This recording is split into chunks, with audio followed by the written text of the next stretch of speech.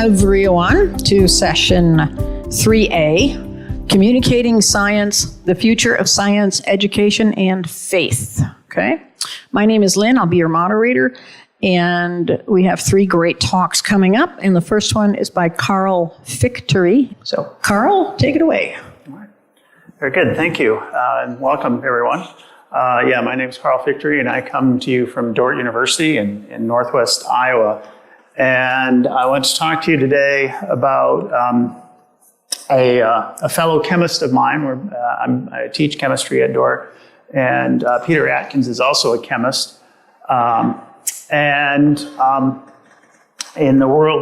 my world, he's fairly well known as a chemistry educator. But in the context of this talk, I want to talk about his atheism, because in some ways, Atkins is for chemistry, at least this is the way I characterize it, is for chemistry what Dawkins is to biology, or what Weinberg is to physics, or even Sagan was to cosmology, just an outspoken, strong atheist. And it's taken me 20 years, but I finally got around to figuring out exactly what it is that gets under my skin, as it were. So, one of the things that Atkins is well known for is his writings. He's actually a fairly well-known textbook author particularly in the area of physical chemistry, and a little less in some other areas. And these textbooks are really good. At least at one time, I think his PChem book might have been considered the standard reference for undergraduate PChem. And so on. It's a very good quality book, okay? I tried using it once and it didn't work for me, though. Nothing to do about perspectival or religious reasons. It was just that his style of writing and my style of teaching didn't mesh well, but I had to try it once, so. And actually, if you read his books, his textbooks, you'll really not hear or see anything particularly religious in them. He's very agnostic in those contexts, and so that's not going to help us understand where he comes from in terms of his atheism. We get a little closer, though, in some of his other writings. He's written several books that I would characterize as chemistry for lay people. Just to give you one sample, the first one on there, they're called the second law. If you're at all familiar with chemistry or physics, second law of thermodynamics is very important. It's one that he uses a lot in his writings as an example for some of his things. And this book, The Second Law, I also have used, and I used it successfully for as long as it was in print, because it is a wonderful non-mathematical but graphically intensive description of the second law, and particularly some of the implications or some of the aspects of entropy, particularly relating to the notion of the degradation of energy as a driving force for phenomena, and the dispersal notion of matter and energy. That comes out in statistical mechanics. And so that was really great to use in my classes when it was in print. And in that book, you will find a little bit of notions that come out, but I'm not going to dwell on those here because I want to get to some other things and so on. Some other things that he's written. So let me just keep moving along here. Okay. Then there's kind of a third layer of writing, and I put 4 books into this group that he's written about. And it's actually a second one that influenced me the most. The first 2 that are listed there, both basically are the 2 editions of the same basic content. It's his narrative of the beginning of creation. It's literally his creation narrative. And his goal in that book is to make a case that there's no place, no use, no need for a creator. And that's the extent of which he gets into the religious realm in that book. The the third one there on being, he extends that notion to the evolution of human beings. And then the last one, he sort of updates and rehashes some of those notions again. But out of these, you get a few different key notions, and I want to look at those a little bit here together. So these are quotes from those books there, and basically what comes out of this is this idea that he's very strong-minded about saying that nothing cannot be understood, note the double negative there, by human beings, okay? And you do that by applying extreme reductionism and militant rationalism to all problems, okay? Because scientific method is a technique of limitless applicability to all the problems and all the questions that we have. And if we do that, then we'll have gone the journey of all purposelessness, stardust, gloriously but aimlessly evolving into sentience, and choosingly born into a world because such is life. Okay? And I'm trying to get you a little bit into the mind of Atkins, so I'm not presenting you with just a caricature of him. In that book on the creation, that first two books, his last chapters both open this way, and I want to read the first little bit to you because it'll sound familiar and not familiar at the same time. First, there is a beginning. In the beginning, there was nothing. Absolute void, not merely empty space. There was no space, nor there was time, for this was before time. The universe was without form and void. By chance, there was a fluctuation and a set of points emerging from nothing and taking their existence from the pattern they formed defined a time. Right? Sound familiar? Right? Sounds like the opening chapter of Genesis, right? Right, so he's parroting Genesis here and casting this godless, purposeless notion of how creation goes, right? And then at the end of the chapter, he closes with complete knowledge is just within our grasp. We're getting very close to knowing everything, even, okay? And so, to put that all together, just a few notions here.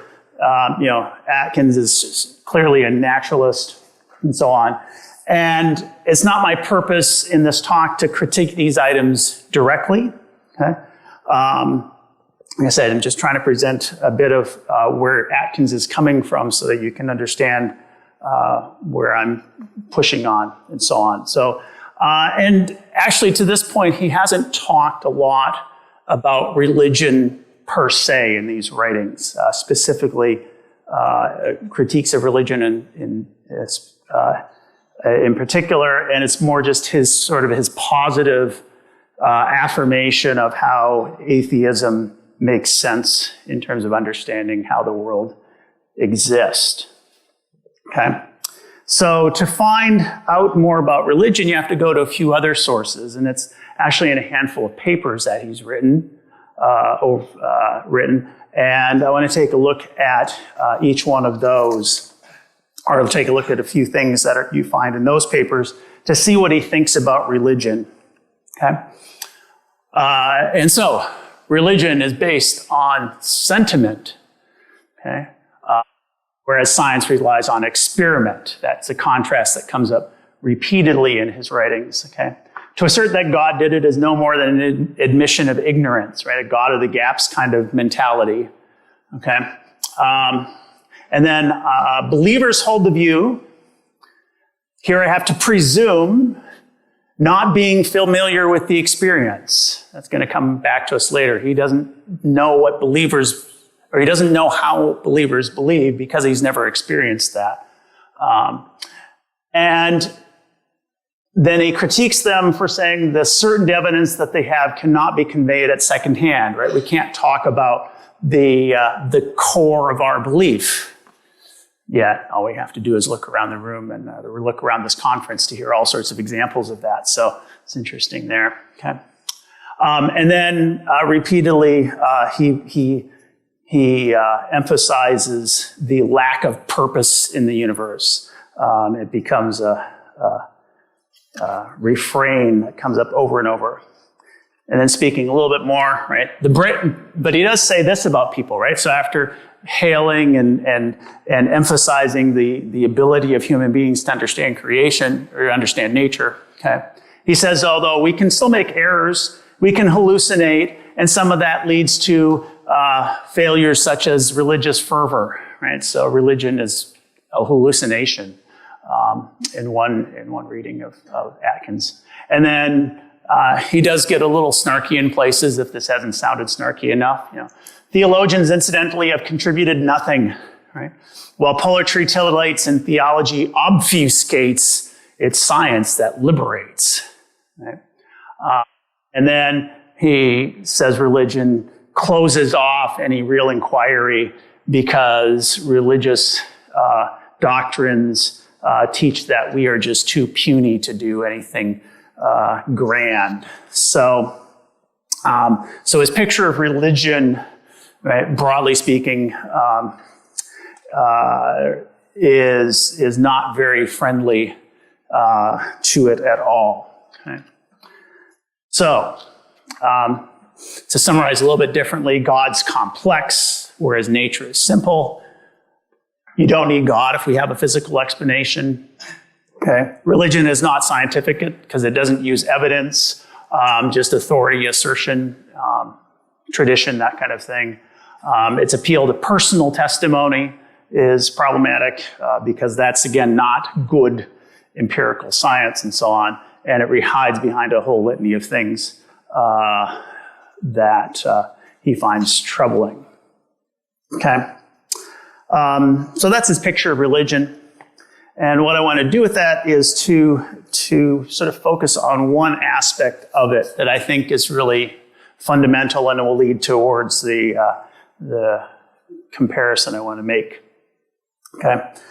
So in one of his papers, he writes, religion is a private pursuit of truth. Private is important here, driven by internal revelation and then guided by authority, right? So in Atkins' world, of course, the universe is this closed entity, even if he's not afraid of multiple universes, but they're all still just universes, right? So,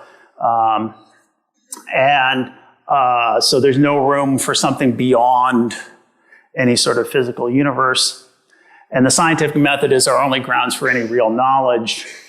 So religion becomes a personal affair and nothing more than that. And it's our internal feelings that drive religion, but that's not empirically verifiable, so that's a questionable way to go. And then religion holds a bunch of hidden knowledge. And it's that hidden knowledge that I think is where he really gets himself into a problem. And again, I'm not going to try to debate this point with him or rebut it, but I do want to expand on it a little bit. So to get at that hidden knowledge point, I want to, again, look at one other passage from a paper called The Limitless Power of Science, where he says, I want to contrast styles of evidence. And then he talks a bit about his empirical science model. Okay. And then he says, at the center of the evidence for theism, you're shown a great and ornate cabinet, a cabinet encrusted with love and time and labeled faith. I have it hard not to read this in a sarcastic tone because I think that's what he's doing as well. The whole paper just sort of drips with sarcasm. You're told that everything outside the cabinet is not really central, that the most compelling evidence, the refutable evidence, the evidence to outjury any jury lies in that cabinet of faith. However, you're also told, amidst assurances, that the evidence is indeed inside. And very, very compelling, that to inspect that interior of that glorious cabinet, it is necessary to enter through the door marked death. The knowledge is hidden behind the door, and the only time it'll be coming to you is when you die. Okay. Watching my time a little bit here. Right? So that hiding of knowledge, and that's what I want to contrast with my own background. Okay? So I said I'm from Dordt University. That makes me a Calvinist, and I've been a Calvinist since birth. Among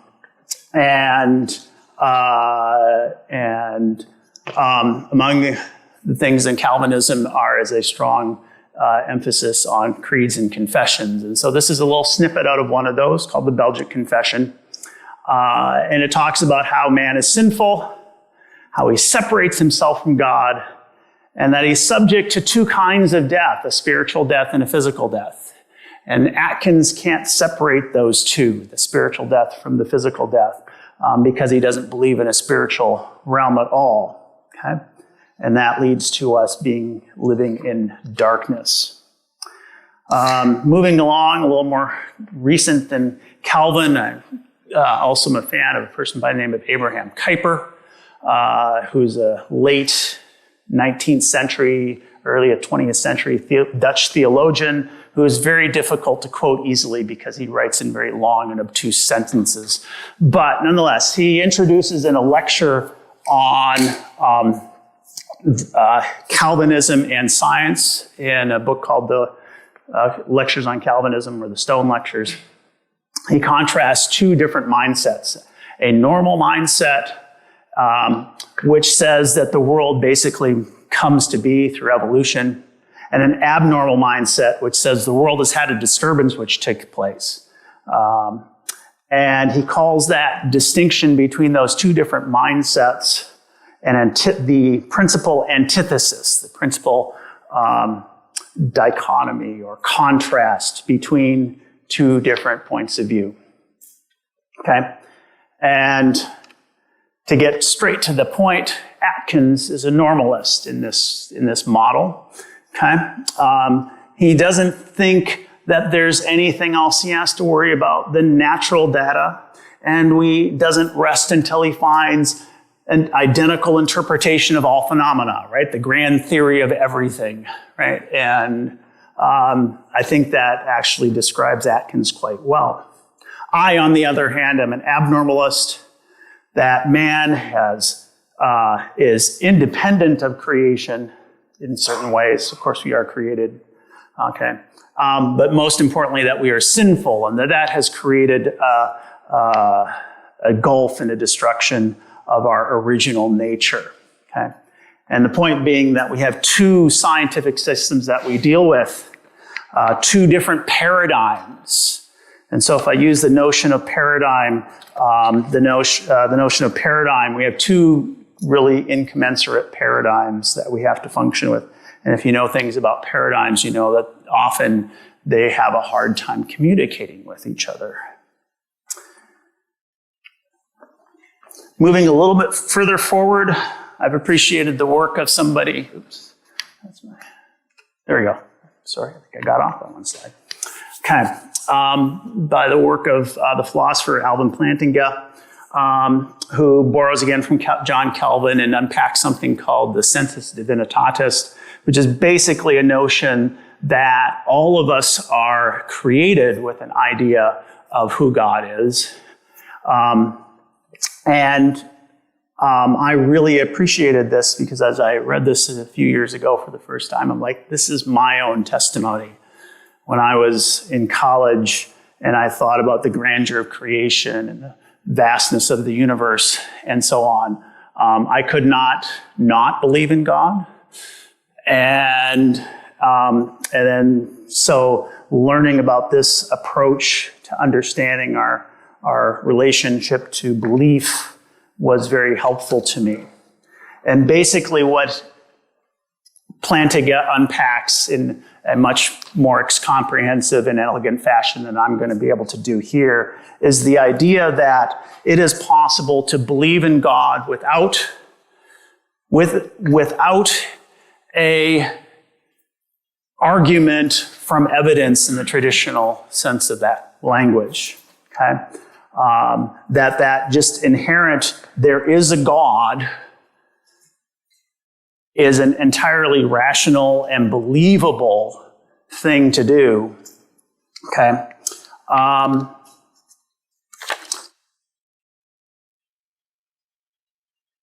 And so that belief is warranted without anything more than that. And so my point in that, and saying all of that, is that we have to contrast that idea of Atkins with the idea that he is spiritually dead. Yes, he's physically alive, but he's spiritually dead. And as being spiritually dead means that he is incapable of seeing God because of his sin. Okay? And so in the context of my Christianity, my Calvinism, that means he can't save himself. He needs God to save him for. Let's work on that. Okay? And so arguing with him, and here's my point, arguing with him is not going to convince him. Arguing with an atheist who strongly believes it is not going to convince anybody because they're incapable of changing their mind. Doesn't mean those arguments are totally useless. It just means I don't think that's the appropriate place to start. Rather, I think we have to build relationships. We have to talk and be friendly and engage as fellow human beings rather than trying to make a case, make an argument, make a yell from the mountaintops, you're a sinner, you have to believe, because that's obviously true, because that's just not going to get us anywhere. Maybe what's best is for us to just revel in creation and talk about what we can talk about. He wants to say you're hiding all these things in your traditions and in your churches and in your sacraments, and talk about those things. There's no reason to hide any of that. Just do it. Talk about it. Engage at that level, and perhaps you stir that sensus divinitatis a little bit. Because really, I think at the end, it's all about loving him, not arguing with him. And so that's my time. Thank you.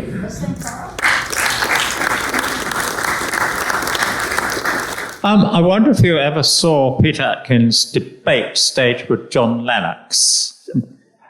It was, in fact, quite hopeless, because whenever Lennox started to say anything, Atkins just sort of interrupted with statements like nonsense. But this, of course, means that a debate, as you've just said, is perhaps not the best way to interact with someone like that. Right, that's my point. Right, I've watched at least one, maybe two debates that he's done. Yeah, and that's his attitude, right?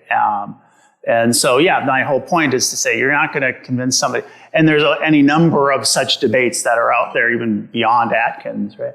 And so, I think sitting down over coffee, getting to know them as best you can, being friendly, and then showing how your faith is rational. Even, in the context of the science that you know and do and use and talk about and love, right? That those two do live together perfectly, harmoniously, I think is going to be much more helpful than a direct confrontation. I think this distinction between normalist and abnormalist is quite interesting. And in some sense, I think almost by definition, a Christian is an abnormalist. But here I think we need more thought. My impression is that a number of Christians think the world is basically a good place and the only abnormal parts are the humans that are sinful. But I'm much more inclined to think the whole cosmos is in an abnormal state. And I'm wondering what your views are on this. I can provide supporting evidence. How much time do we have? No, I'm just, that's a sort of,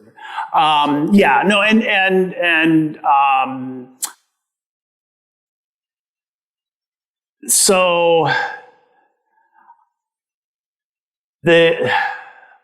my take is that I think there's aspects of creation that seem to be functioning quite normally. Right? I'm a chemist, basic chemistry. I'm not sure I see too much in chemistry as where I'm confident to say this is sinful. But I see lots of places where human interaction and use of creation create situations that are bad, right? So if I talk about the big one, climate change, right? That's a human-induced problem that's creating a lot of damage to the planet, maybe not the universe as a whole. That is the direct consequence of our sinful nature. Okay, and I think that on the one hand, I think that what that does is it allows us to engage well with the science that is out there, but it also allows us to critique it too when we see those aspects that go beyond just understanding good. Because I think actually good data is good data, regardless of where it comes from. Yeah, that's my take on it. And like I said, in 1 or 2 minutes, it's hard to unpack that beautifully. Yeah, you talked about it's not worth arguing, but I wonder if a different angle, not arguing about faith, but it seems he doesn't care about the humanities even, right? Poetry Correct. Titillates. Oh, yeah. So is there a way to say to him, like I'm reading Andrew Steen's book, Science and Humanity from Cambridge, and he says this whole idea of the ladder, in terms of the sciences is bunk. Nonsense, actually. I think the word he uses in the book. Is there a way to start with somebody like that to talk about there's other ways of knowing? Poetry has value, art has value, philosophy has value. Is that a tactic that might lead to some openings rather than going straight to talking about faith and arguing about faith? Yeah, absolutely. I think we do, but yeah, like you say, like Atkins he doesn't have much use for all of those things. I wonder though if he ever goes to the theater or to a concert, watches a movie, right? I mean, because I have a hard time imagining he's totally distanced himself from all of those things. So. So yeah, no, I agree. I think anything, right? It's one of these, anything that helps to build a connection that ultimately could become a point of discussion, is helpful. So. All right, let's all thank Carl again.